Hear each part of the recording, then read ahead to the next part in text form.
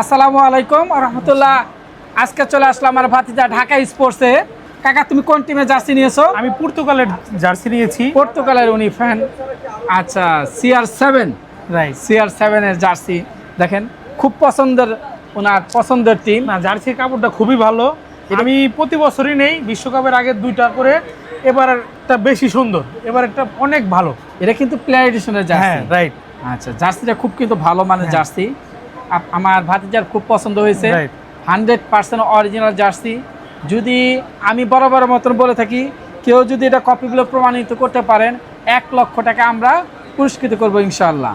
আচ্ছা, তোমার কি তাহলে 100% পছন্দ হয়েছে? একদম 100%। কোয়ালিটি কি সম্পূর্ণ কেমন, কি ভালো? 100% কোয়ালিটি একদম বেস্ট। এটা প্লেয়ার ভার্সন, একদম 100%। আমি দেখে নিলাম। আমি তো অনেক যাচাই বাছাই করি, সবসময় আমি ভালোটা পছন্দ করি।